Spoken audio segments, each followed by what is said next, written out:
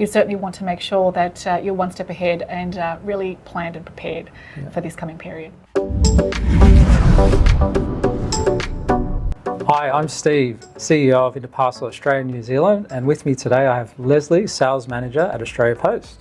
Thanks for joining us today, Lesley. Thank you for having me today, Steve. Lesley, with the peak sales season upon us, what are some of the things that retailers can do to streamline their shipping, or some hints and tips that they can do in preparation for the peak sales season? Great question, Steve. So the first one is automation. Automation is absolutely key, and retailers can partner with Interparcel to streamline their processes, as well as automate shipping processes and rules to create greater efficiencies during this peak period. Yeah, what we've seen at Interparcel is, I guess, through Australia Post, whether it be on MyPost Business or eParcel, there's already some form of, streamlining fulfillment. I know with MyPost Business, you can connect your eBay account, but there's still a lot of manual processes being done still with those applications. I guess there's some other things we can do in terms of shipping and some manual tasks that are being completed. I guess when there's more order volume, you need to speed up that process. So I guess, with a platform partner like Interparcel, we have those functionalities to create rules, which speeds up that shipping. Another element is dealing with returns. So really turning returns into strengths of your businesses during peak. So retailers may want to consider offering free returns or even extending the timeframe of returns.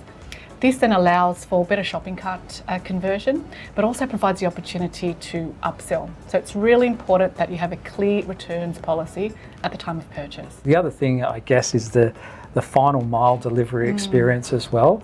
And I know Australia Post has a great parcel locker network as well. And if you're not in, the chances are a post office is not really far away, and you can use your Australia Post app to access those. So I think retailers need to think about the end consumer as well, and the experience that they're going to have.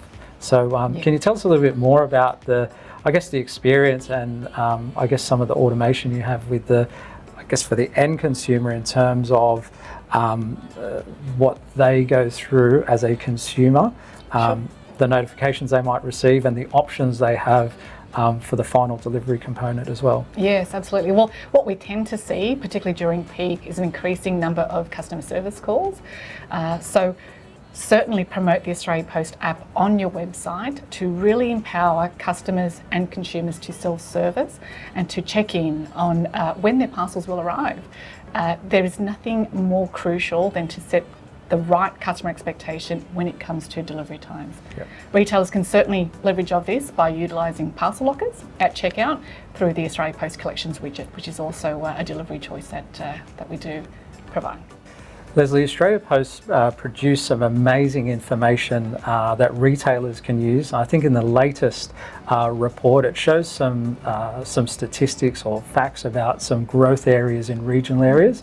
Can you share with us a little bit of information about that report? Absolutely. Yeah, so Steve, 8 in 10 Australian households shopped online in 2023, which is a whopping 9.5 million households. So what we've seen is regional growth certainly far outpace metro growth as well, at a growth rate of 18% compared to 16%. What we saw was WA certainly leading the way in online shopping, with the highest year-on-year growth in 2023. So a lot of keen shoppers out in Western AU, which is certainly contributing to that growth and development. However, though, the top 3 locations, surprisingly, in Australia, where we saw the most online purchases were Point Cook in Victoria, Toowoomba in Queensland, as well as Hoppers Crossing in Victoria. But I'm glad you mentioned the online report, Steve, because retailers, this information is absolutely crucial to retailers, and they can really target these online shoppers through the report by using Meta and Google Ads to really drive those sales. Yeah, that's right. I know also in the report gives a lot of information about product categories.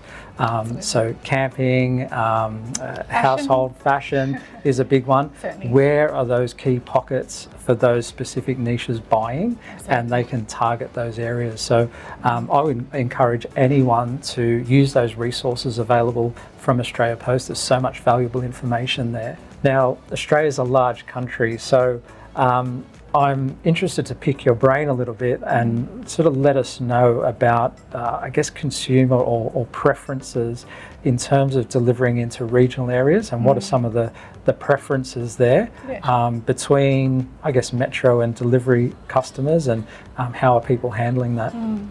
Well, what we've seen is a lot of deliveries within the metro locations are actually being made into apartments as well as high density living areas.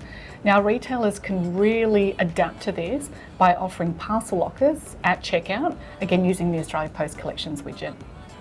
We understand that deliveries within the regional locations can take much longer than those in metro areas, so retailers should really consider offering multiple delivery speeds and choices, so that if their customers in regional locations want their shipping or purchases faster, they can certainly have that to them a lot sooner. There's I know Australia Post has done a lot of work in enhancing their products and services. One of them is time definite delivery, and I guess the same day and the next day services. Can you give us an update on what customers can expect, I guess now and also moving forward into next year? Yeah, sure. Look, I'm really excited to share that Australia Post last year launched our Metro product. So this brings next day deliveries to more retailers and customers within our capital cities. This service directly addresses the changing customer needs by giving more certainty, but speed as well. Yep. Particularly to those customers to promote, making that sale online. So really giving them greater certainty to an assurance that they can receive their parcels in a much quicker time frame. What we've actually seen, Steve, is that 68% of online shoppers will in fact abandon their cart if they deem the delivery method too slow. So the Metro service is really empowering Australian retailers to once again make that sale online.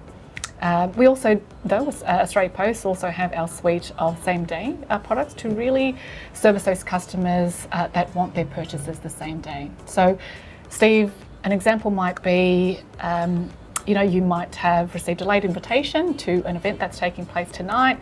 You might need an outfit, as we do. You can comfortably make that purchase online, knowing that you do have the option of multi-delivery speeds and choices in ensuring that you receive that parcel across the various times of the day, depending on which speed service has been Again, selected. we're talking about cart abandonment again, and it's such an important thing, I guess, to make sure, because online retailers, they work so hard to drive traffic to their website, spending money on ads and generating amazing content, product photography and all those sorts of things. And then I guess consumers go through the buying process and they add to cart and they're just like, oh, I don't know if it's going to get here. So I guess having that certainty and the choice again is so important. And I even think now in Metro, my experience as well, on the app, you even get a time I think it's still in trial mode in some metro areas. Is that correct? There's going to be a next day time definite as well? What we're testing is on arrival, so on the due date of your parcel, a time window as to when you can expect to receive your parcel. And as the driver completes their run or their deliveries through the course of the day, that window will then shorten. So again, it's creating those expectations as to, for the consumer or the customer, as to when their parcel will arrive, giving them that greater peace of mind. I must have been part of that testing because I had first-hand experience, and it's great to have that certainty, knowing that I'm X in line or it's going to be in a specific period. So that'll be great once that's rolled out and tested across all the metro areas, and hopefully even broader to come. So now, Lesley, in terms of, I guess, shipment automation or parcel label generation, there's different types of customers out there. At what stage do you think it would be a good idea for some customers to look at speeding up the way, or I guess their processes in terms of processing those labels? Yeah. Yeah, well, Steve, automation is absolutely key. Automation will only speed up the efficiency and output of a business. So I would say keeping this in mind at the very outset is absolutely crucial. For small businesses, the automation of shipping process means that you can free up the founder or the small number of employees that they have so that they're able to focus on other parts of the business. Yeah. Once a business has perfected their shipping preferences, then it's just about executing on that process to ensure that it's delivered at the highest standard, because what you'd want is to ensure that customers receive the best possible experience and service. Yeah.